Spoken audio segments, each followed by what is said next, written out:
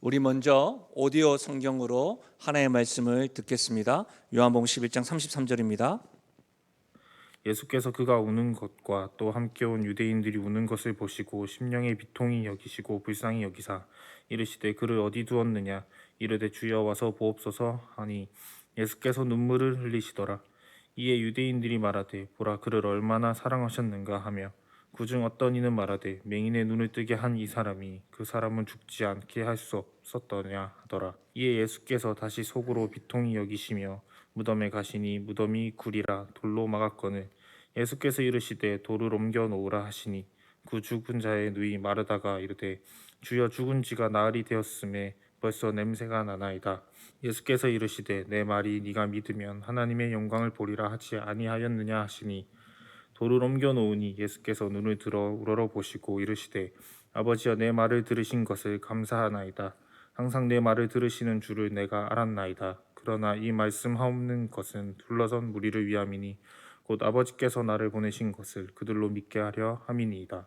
이 말씀을 하시고 큰 소리로 나사로야 나오라 부르시니 죽은 자가 수족을 배로 동인 채로 나오는데 그 얼굴은 수건에 쌓였더라. 예수께서 이르시되 풀어놓아 다니게 하라 하시니라. 아멘. 이번에는 저희들이 한 절씩 교독하시고 마지막 절은 합독하겠습니다. 33절입니다. 예수께서 그가 우는 것과 또 함께 온 유대인들이 우는 것을 보시고 심령의 비통히 여기시고 불쌍히 여기사 이르시되 그를 어디 두었느냐 이르되 주여 와서 보옵소서 하니 예수께서 눈물을 흘리시더라. 이에 유대인들이 말하되 보라 그를 얼마나 사랑하셨는가 하며 그중 어떤 이는 말하되 맹인의 눈을 뜨게 한 이 사람이 그 사람은 죽지 않게 할 수 없었더냐 하더라. 이에 예수께서 다시 속으로 비통히 여기시며 무덤에 가시니 무덤이 굴이라 돌로 막았거늘 예수께서 이르시되 돌을 옮겨 놓으라 하시니 그 죽은 자의 누이 마르다가 이르되 주여 죽은 지가 나흘이 되었음에 벌써 냄새가 나나이다. 예수께서 이르시되 내 말이 내가 믿으면 하나님의 영광을 보리라 하지 아니하였느냐 하시니 돌을 옮겨 놓으니 예수께서 눈을 들어 우러러 보시고 이르시되 아버지여 내 말을 들으신 것을 감사하나이다. 항상 내 말을 들으시는 줄을 내가 알았나이다.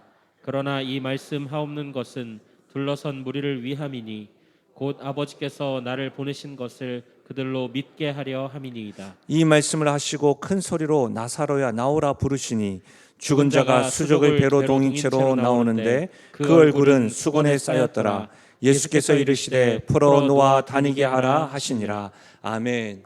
저는 본문의 말씀을 가지고 하나님이 일하시는 현장에 참여하라, 하나님이 일하시는 현장에 참여하라 제목으로 말씀을 나누겠습니다. 저희들이 지금 요한복음을 계속해서 배우고 있고 3주 동안 한 가정의 장례식장에 저희들이 집중하고 함께 있습니다. 이곳은 마르다와 마리아 두 자매가 상주이고 그의 오빠 나사로가 죽은 지 나흘이 되었습니다. 그들을 위로하기 위하여 많은 유대인들이 그들의 가정에 왔고요. 마침 예수님께서도 그 가정에 오셔서 지금 말씀을 하고 있는 모습입니다. 오늘로 따지자면 예수님이 우리와는 장례 문화가 조금 다르기 때문에 많은 유대인들과 마르다와 마리아 앞에 두고 장례 예배를 인도하는 모습처럼 저는 보입니다.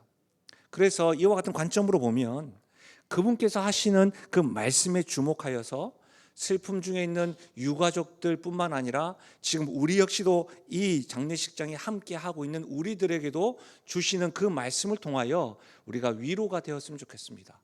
또한 이 땅에 살고 있는 우리들이 어떻게 살아가야 하는가를 깨닫고 도전받는 그런 시간, 이와 같은 관점으로 말씀을 살펴보도록 하겠습니다. 그렇다면 먼저 슬픔 중에 있는 성도에게 주시는 위로는 뭘까요? 한번 따라 하실까요? 우리에게는 죽음을 생명으로 바꾸시는 예수님이 계시다. 그렇습니다, 여러분. 혹 지금 여러분이 말로 표현할 수 없는 상황에 거한다 할지라도 이것만큼은 명심하십시오. 우리에게는 언제나 예수님이 함께 계십니다. 그분은 죽음을 생명으로 바꾸시는 분이십니다. 여러분, 저는 이 사실을 여러분이 확신할 수 있기를 바랍니다. 이 사실을 또 이 믿음을 가지고 있는 성도라고 한다면 성도에게서 최고의 위로요, 최상의 위로는 우리와 함께 계시는 예수님이 죽음에서 생명을 바꾸시는 분이시다. 이 믿음인 줄로 믿습니다.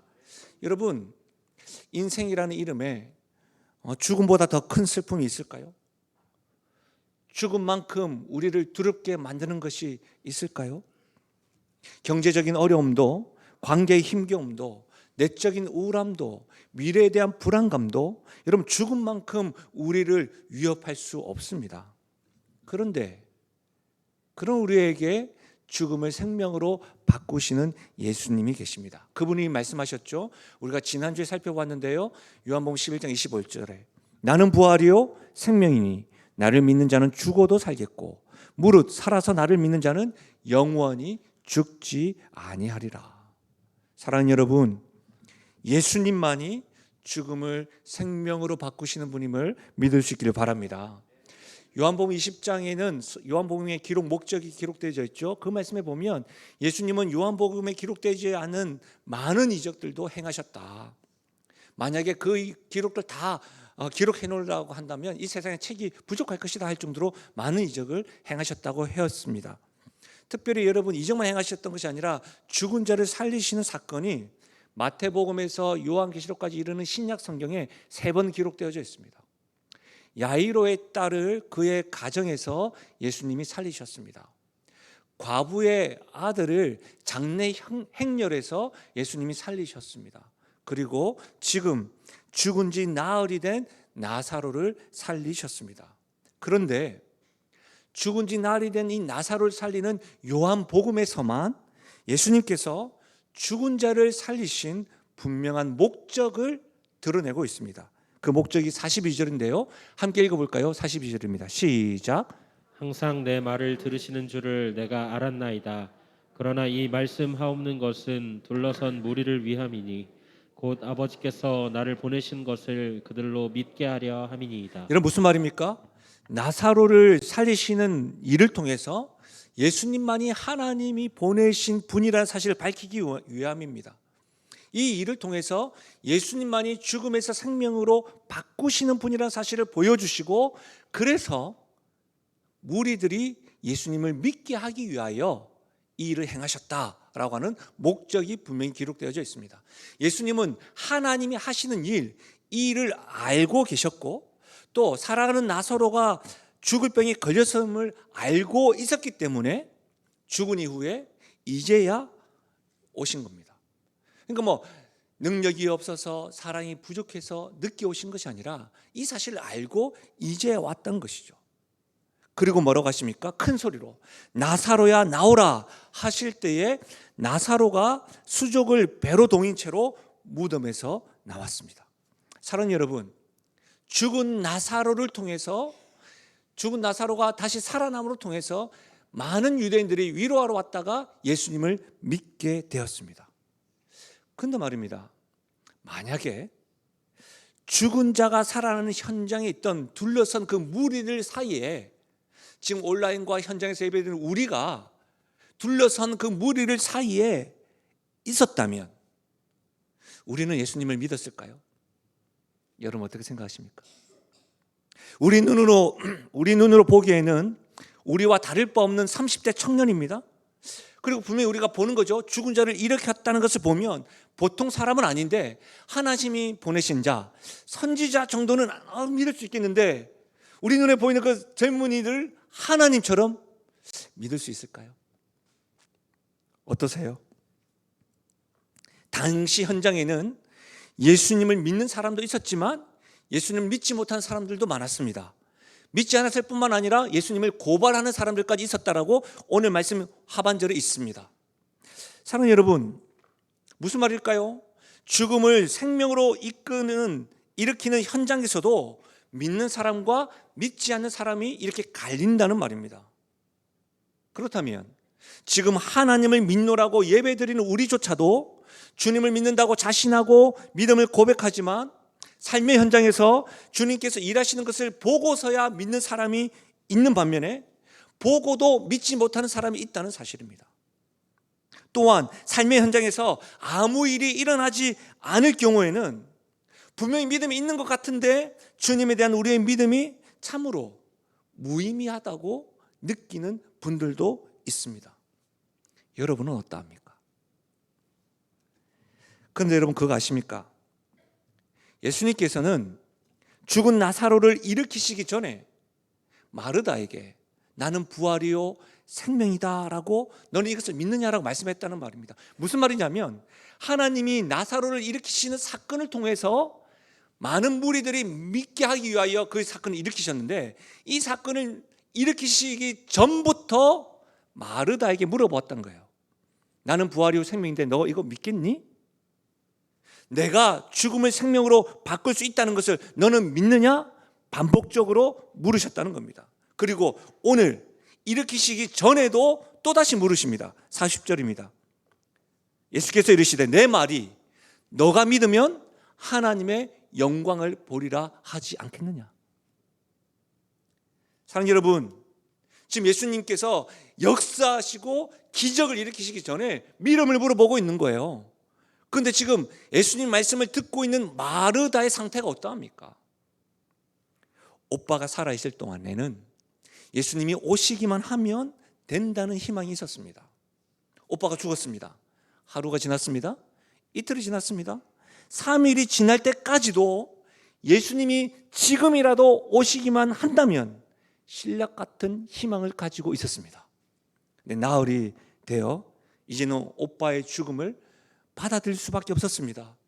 큰 돌로 가로막힌 그 무덤에서 흘러나오는 시체의 썩은 내는 마르다의 믿음도 죽어가게 하였습니다. 지금 마르다의 상태는 희망이라고는 찾아볼 수 없는 상태입니다. 절망이 가득한 상태입니다. 예수님에 대해서 가지고 있던 믿음도 가느다란 채에 다 걸려서 사라진 상태입니다. 그런데 지금 그런 상태인 마르다에게 예수님 하시는 말씀이 뭐예요? 내가 믿으면 하나님의 영광을 보리라. 지금 말씀하고 있는 겁니다.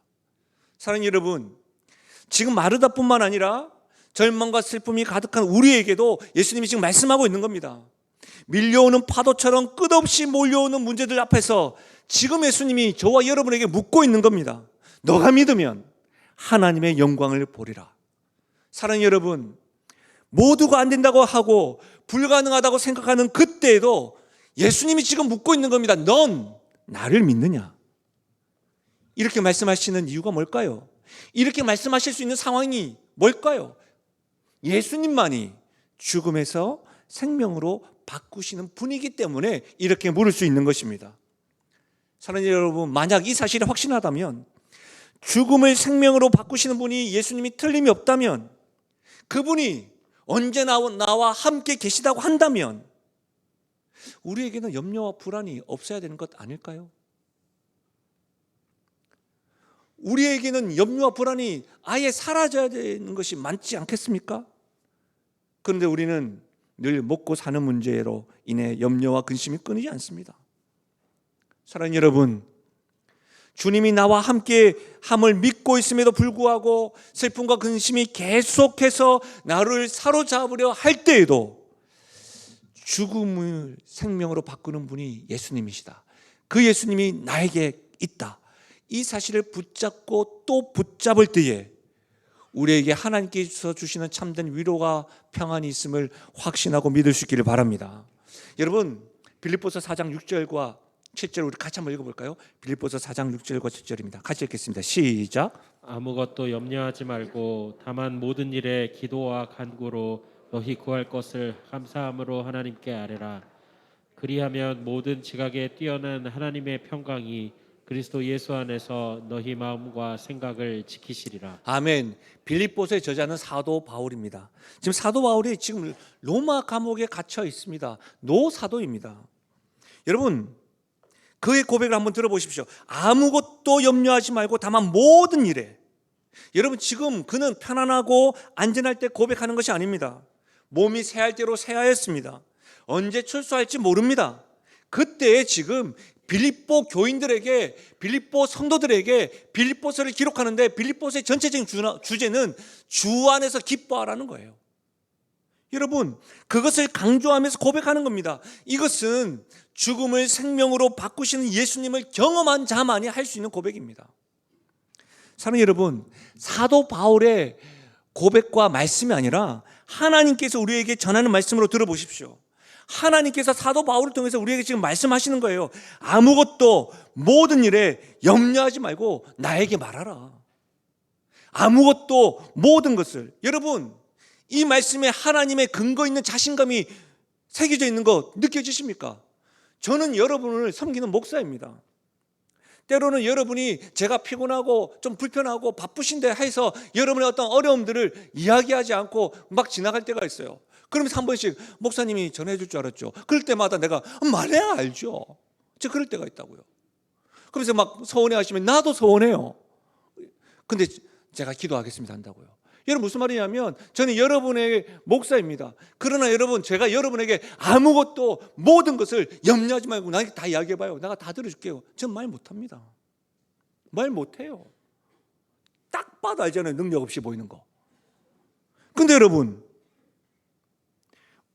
아무것도 모든 일에 염려하지 말고 감사함으로 나에게 말하라. 죽음을 생명으로 바꾸시는 우리 주님께서는 우리의 모든 일, anything, everything, 모든 것을 염려하지 말고 말하라는 거예요. 하나님의 자신감입니다. 사랑하는 여러분, 내가 자신감 있게 너의 삶 가운데 역사할 테니 감사함으로 나에게 아뢰라. 주님에 대한 이 믿음을 소유할 수 있기를 예수님의 이름으로 축원합니다. 우리에게는 이와 같은 주님이 계시다는 거예요. 우리에게는 죽음을 생명으로 바꾸시는 예수님이 우리에게는 있다. 이것이 슬픔 가운데 어려움 가운데 있는 모든 성도들이 가질 수 있는 최고와 최상의 위로인 줄 믿습니다. 그렇다면 죽음을 생명으로 바꿀 수 있는 주님을 믿는 성도들은 앞으로 이 땅에서 어떻게 살아가야 합니까?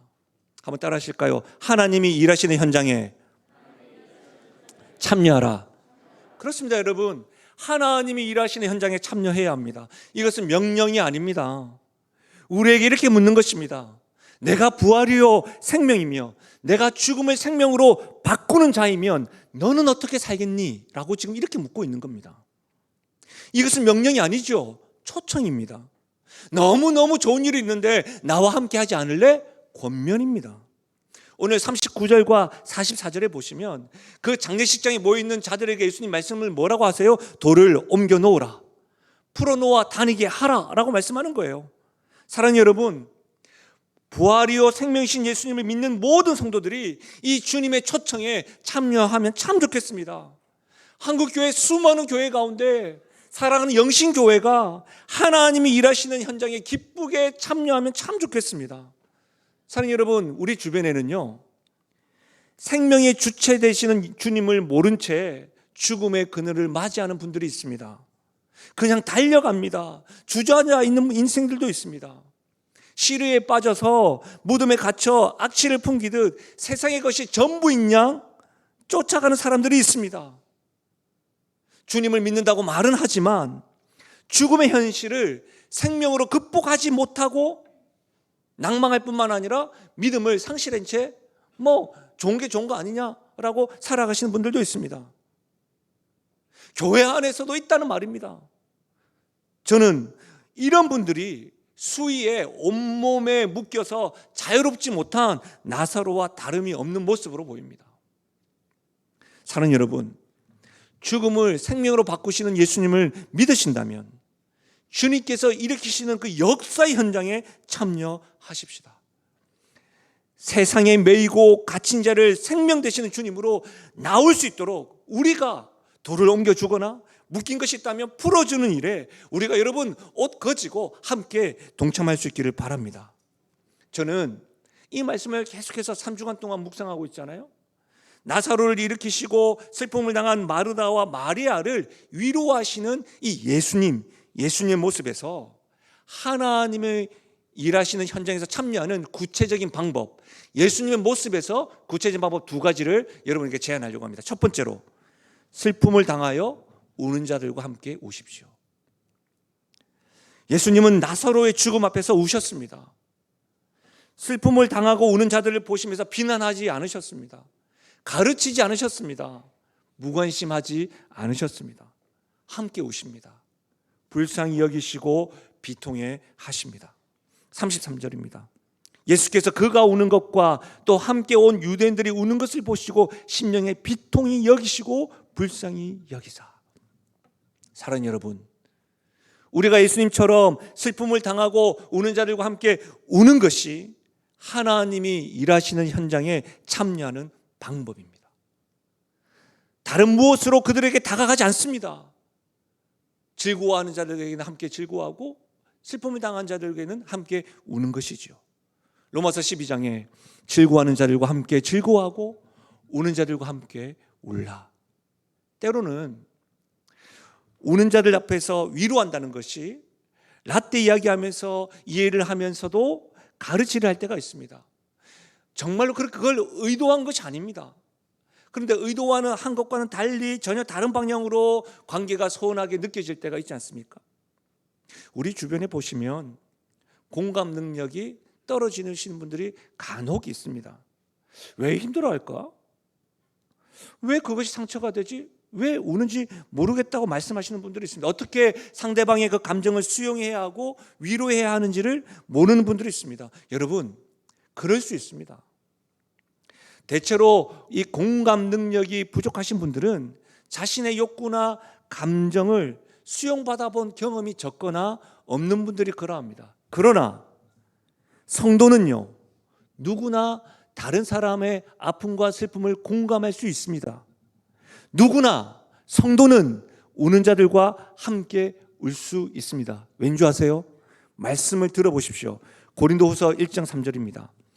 찬송하리로다. 그는 우리 주 예수 그리스도의 하나님이시요 자비의 아버지시며 그는 모든 위로의 하나님이시며 우리의 모든 환난 중에서 우리를 위로하사 우리로 하여금 하나님께 받는 위로로서 모든 환난 중에 있는 자들을 능히 위로하게 하시는 이시로다. 할렐루야. 무슨 말이에요, 여러분? 성도라면 누구나 상대방의 눈물과 함께 눈물을 흘릴 수 있는 이유는 우리가 잘남이 아니라고요. 우리가 공감 능력이 있어서가 아니라 바로 우리는 하나님의 모든 위로와 사랑을 받은 사람이기 때문입니다. 사랑하는 여러분, 독생자를 통한 십자가의 길과 죽음은 우리를 향한 하나님의 사랑이요 우리의 연약함을 공감하시는 위로입니다. 그래서 하나님께 받은 위로가 있는 사람이라고 한다면 모든 환난 중에 있는 자들을 위로할 수가 있는 것이죠. 만약 성도라고 하는데 여러분 위로할지 모른다고 한다면 가늠해 봐야 됩니다. 저분이 하나님의 위로를 받아본 경험이 있을까? 질문해야 됩니다. 이것은 직분과 상관없습니다.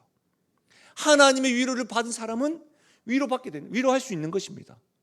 여러분, 제가 상담 공부할 때 교수님께서 자주 하셨던 말씀이 있습니다. 피곤에 쩔어가지고 또 공부는 해야 되겠고 막 하니까 모여 있는데 우리 모인 사람들 향해서 이런 말씀을 하시는 겁니다.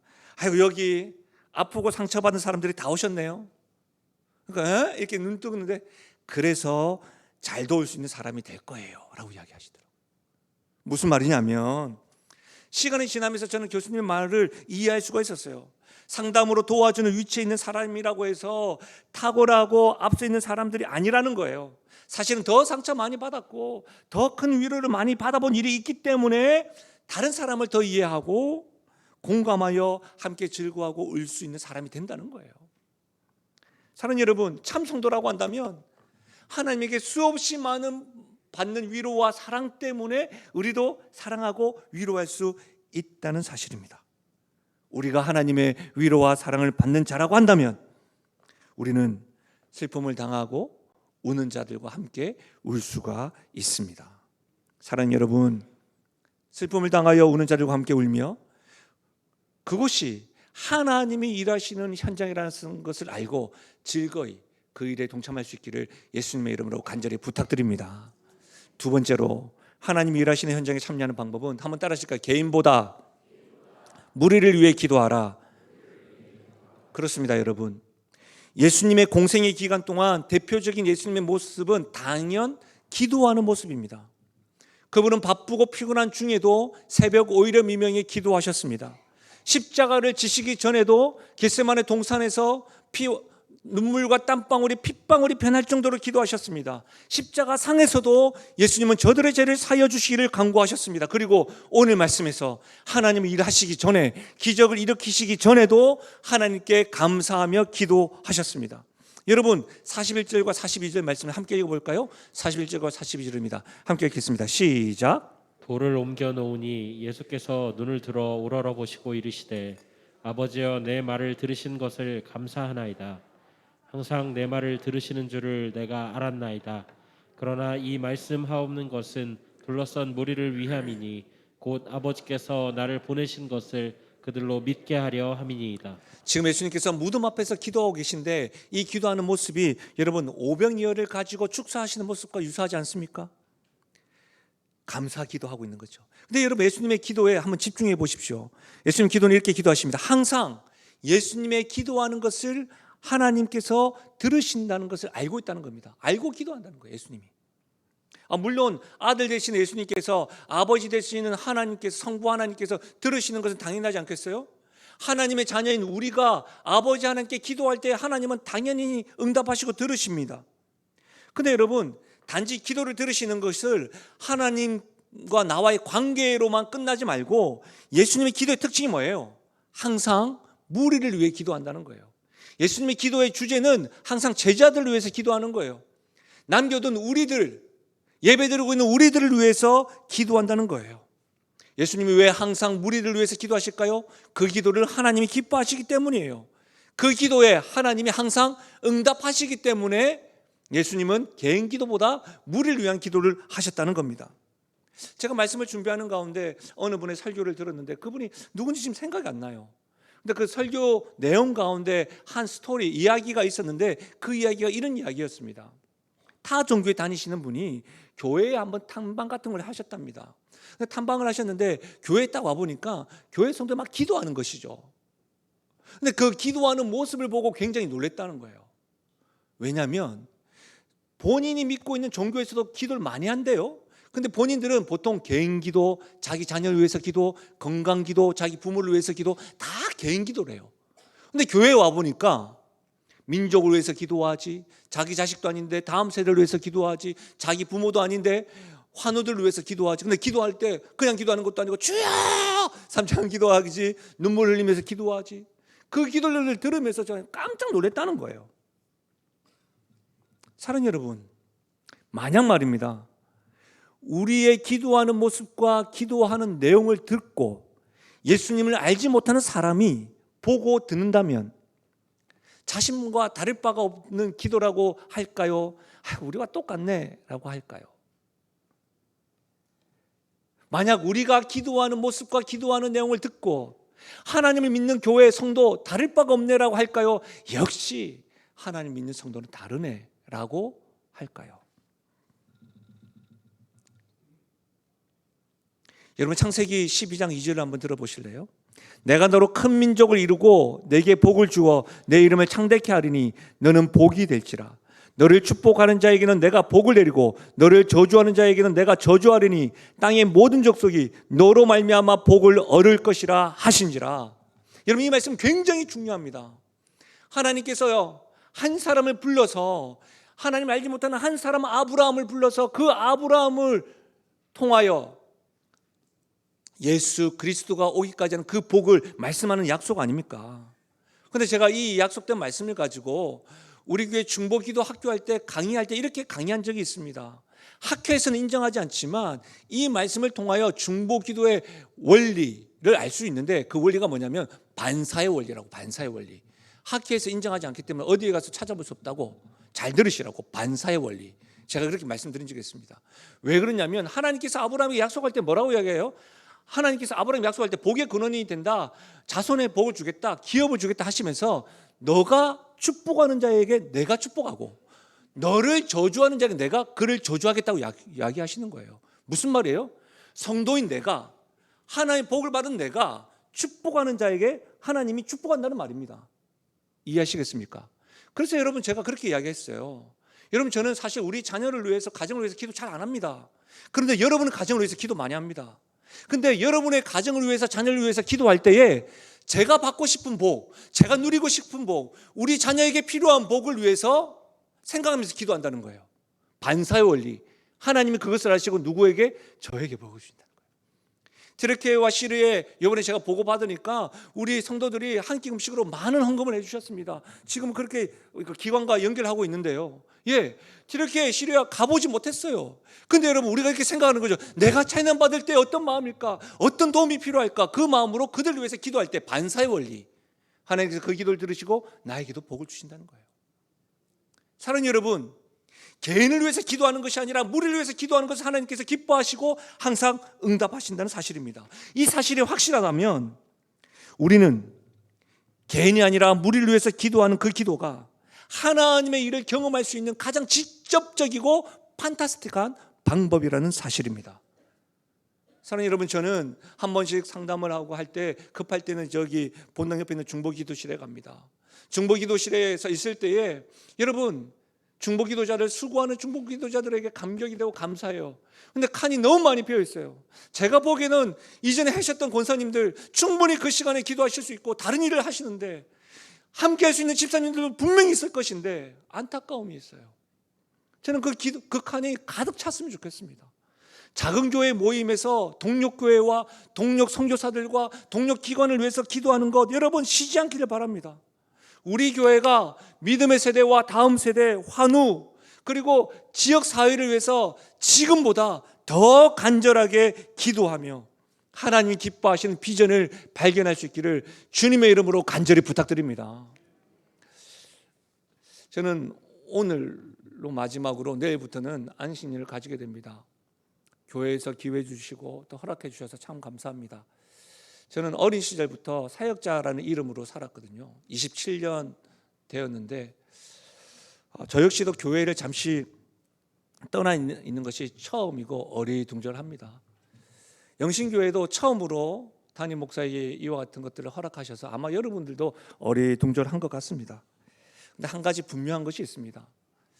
저는 지금까지 예배 인도자, 사역자로 살아왔는데 이제 저에게 허락되어진 시간이 얼마나 될지 모르겠지만 예배 드리는 자로, 일반 성도로 이렇게 살아가면서 예배를 드리면서 더 예배 준비에 대한 그 부담감이 아니라 기쁘고 즐겁게 예배 드리면서 하나님의 일하심을 경험하길 원합니다.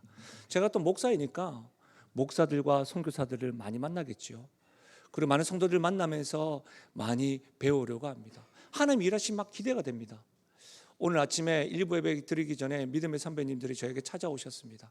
찾아오시면서 그런 이야기 하시더라고요. 손을 꼭 잡아주시면서, 목사님 많이 보고 많이 듣고 잘 배워 오십시오. 그렇게 하도록 하겠습니다. 하나님이 일하시는 현장을 잘 경험하고 오겠습니다. 어떤 분은 저에게 이렇게 말씀하시더라고요. 목사님 없는 동안 목사님이 부러워할 정도로 즐거운 시간을 보낼 겁니다 하시더라고요. 꼭 그렇게 해 주십시오. 제가 여러분을 섬긴 성적표는 이제부터 잘 드러나겠지요. 말씀을 마무리하겠습니다. 평일 아침 성도 한 분을 만났습니다. 막내 아이를 등원시키고 오시는 길이었습니다. 제가 물었지요. 아침부터 정신없고 피곤하시겠어요? 그랬더니 뭐라는 줄 아세요? 그분이 이렇게 얘기하셨습니다. 너무 귀여워서 괜찮다고. 그렇게 말씀하신 음성이 자식을 사랑하는 부모의 마음으로 이렇게 다가오지 않습니까? 그분과 헤어지고 제가 이를 보러 이렇게 산책을 하고 걷고 있는데 저는 피곤하다고 생각했는데 그분의 말씀, 너무 귀여워서 괜찮습니다. 피곤함도 모르겠어요. 그 말이 계속 내내 있더라고요. 사실 이 자리에 현장과 온라인에 있는 우리 모두가 다 대부분 다 부모님의 사랑을 받고 자라왔죠. 근데 여러분 커서 생각해 보면 우리는 항상 날마다 부모의 기쁨과 사랑스러움만으로 다가가지는 않았습니다. 그렇죠? 아프게 하기도 한 적이 있고 슬프게 한 적도 있지요. 근데 그거 아세요? 부모는요, 사랑스러운 아이가 나를 아프게 하거나 슬프게 하거나 힘들게 할 것이라는 사실을 몰라요. 생각도 안 해요. 예상도 못 해요. 그래서 우리가 아이를 키우면서 부모님들이 가장 자주 하는 말이 뭐예요? 이럴 줄 몰랐다는 거예요. 내 자식이 어떻게 이러냐고, 이런 말 자주 하잖아요. 그런데 그거 아세요? 아버지 하나님은 알았어요. 제자들이 배신할 것을 알았고요, 우리가 죄로 인해서 하나님을 아프게 하신다는 것을 알았어요. 우리의 결단과 생각과 마음이 변덕이 심하다는 것도 알았어요. 그럼에도 불구하고 변함없이 우리를 사랑하세요. 그분의 사랑은 늘 신실하세요. 오늘 말씀을 가만히 보시면 죽은 나사로를 살리는 기적의 현장에서 예수님은 믿음이 없는 사람들, 그들을 불러서 하나님의 일에 동참시키세요. 마르다는 지금 믿음이 흔들리고 있어요. 유대인들은 믿음이 없는 사람들이에요. 돌을 옮겨 놓아라, 풀어 다니게 하라. 그런 사람들은 믿음이 준비된 사람이 아니었습니다. 믿음이 없는 사람들을 하나님이 일하심에 동참시키고 있다는 사실입니다. 사랑하는 여러분, 주님께서 하나님이 일하시는 현장에 우리를 동참시키시는 것도 마찬가지예요. 우리가 준비가 많이 되었거나 우리가 영향력을 미칠 수 있는 자격과 은사가 있어서가 아닙니다. 하나님의 일에 동참시키심으로 예수님이야말로 죽음에서 생명으로 옮기시고 하나님의 아들이라는 것을 믿게 하시기 위한 목적으로 믿음 없는 우리들을 하나님의 일하시는 현장에 초청하는 것입니다. 이 사실을 안다면 사랑하는 교회가, 사랑하는 성도가 하나님이 일하시는 현장에 일심으로 함께함으로 생명이신 주님과 함께 우리 모두가 다 하나님의 영광을 경험하며 나아가는 교회요 성도 되시기를 예수님의 이름으로 간절히 축원합니다. 말씀을 준비하면서 이 찬양 굉장히 많이 불렀어요. 우리 3월달 찬양이었는데요, 우리 이 찬양 가사를 잘 생각하시면서 우리 함께 부르며 나아가겠습니다. 우리 주는 위대한 능력이 많으시도다. 능력이 많으시도다. 그의 지혜 무궁하며 인자는 영원하도다. 인자는 영원하도다. 우리 주님은 상한 자를 고치시며 상한 자를 고치시며 상처를 싸매시도다. 우리 하나님은요, 별들의 수를 세시며 이름을 붙이셨도다. 그가 구름으로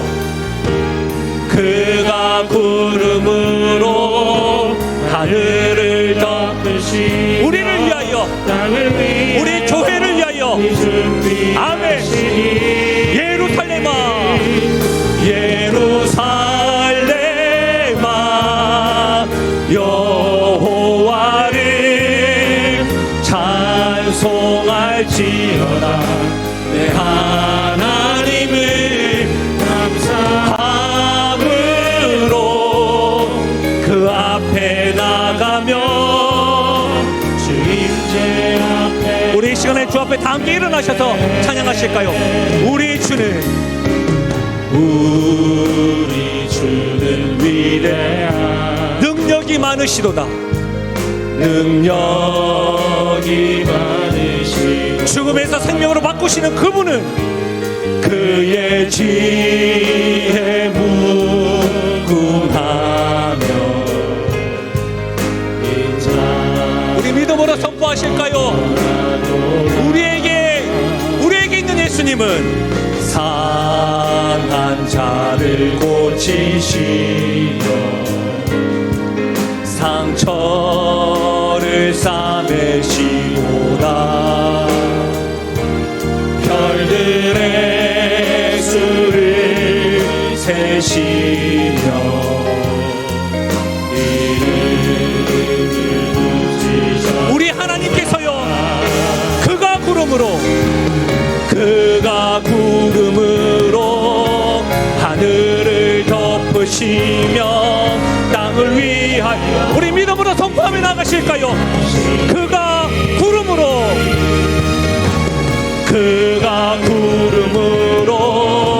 하늘을 덮으시며 이 땅을 위하여 우리 마지막으로요, 우리 하나님께서 그가 구름으로 사랑하는 영신교회와 거의 준비하시니 우리 믿음으로 선포하며 나가실까요? 예루살렘아, 살렘아, 여호와를 찬송할지어다. 내 하나님을 감사함으로 그 앞에 나가며 우리 영혼에게 선포하며 나가십시다. 예루살렘아, 여호와를, 예루살렘아,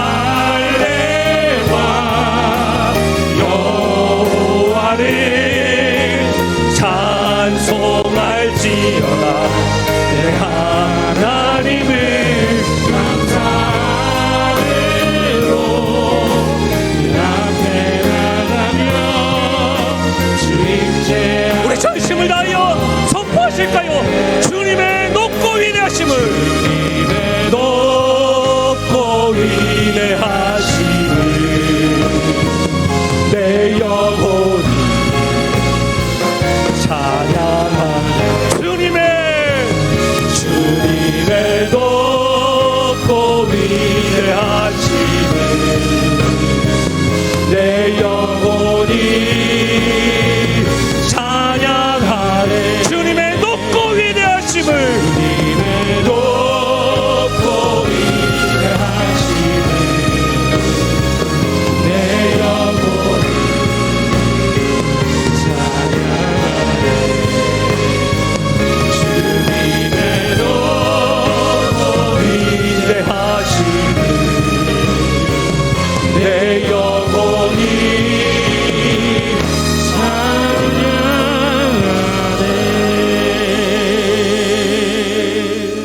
사랑하는 여러분, 죽음을 생명으로 바꾸시는 예수님이 우리에게 있습니다. 그 예수님은 우리의 믿음이 부족한 가운데 하나님이 일하시는 현장에 우리를 초청하십니다. 왜요? 내가 부활이요 생명이니 이 즐거운 하나님의 영광을 보는 이 일에 함께하지 않겠니? 이렇게 초청하는 것입니다. 사랑하는 영신교회가, 사랑하는 성도 여러분이, 우리 모두가 다 즐거이 이 일에 동참할 수 있기를 바랍니다. 우리를 초청하시는 주님을 우리의 목소리를 한번 고백하실까요? 주님의 높고 위대하심을, 주님의 높고 위대하심을 내 영혼이 찬양하네. 주님의 높고 위대하심을 내 영혼이 찬양하네.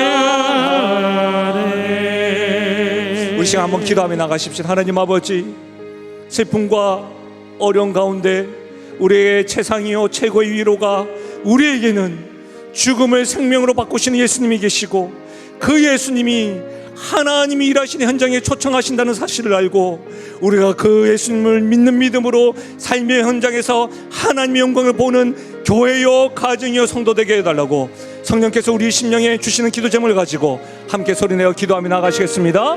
하나님 아버지, 참으로 감사함을 드립니다. 하나님 아버지, 감사함을 드립니다.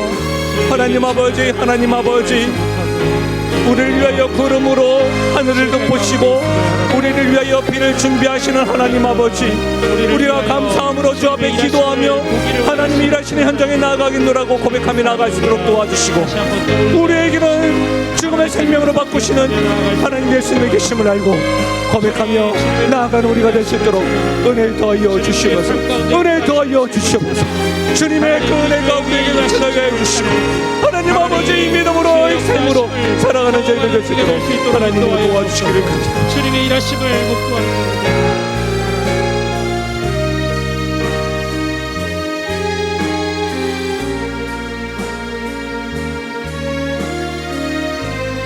하나님 아버지, 감사함을 드립니다. 슬픔과 절망 가운데 있는 우리들을 그냥 두지 아니하시고 불쌍히 여기시며 비탄히 여기시며 함께 오시는 주님이 계셔서 참 다행입니다. 다른 사람은 다 몰라도 나의 슬픔을 아시는 주님께서 계셔서 얼마나 감사한지요.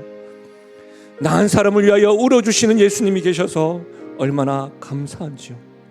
지금도 나를 위해서 끊임없이 기도하시고 중보하시고 땀과 눈물이 핏방울이 되도록 간구하시는 주님이 계셔서 얼마나 감사한지요.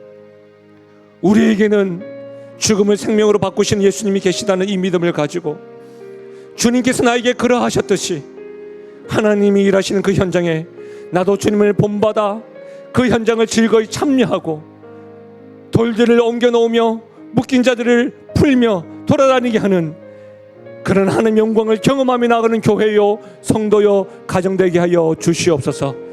그렇게 역사하실 주님을 찬양하고 예수님의 이름으로 기도하옵나이다. 아멘. 함께 선포하실까요?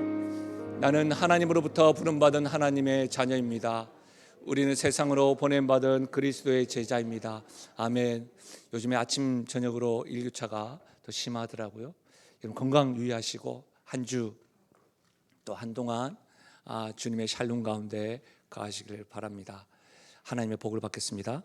지금 우리 주 예수 그리스도의 은혜와 하나님 아버지의 무한하신 사랑과 성령 하나님의 위로 교통하신 충만하신 역사가 우리에게는 죽음을 생명으로 바꾸시는 예수님이 계시고 그 예수님이 하나님의 영광을 보이게 하기 위하여 우리를 초청하실 때에 즐거이 하나님이 일하시는 현장에 함께 동력하고 함께 하겠노라고 고백하고 결단하며 나아가는 사랑하는 교회요 사랑하는 성도들 머리 위에와 그들의 가정과 생업과 기도 제목 위에 특별히 사랑하는 다음 세대 머리 위에 지금으로부터 영원토록 함께 하시기를 축원하옵나이다. 아멘.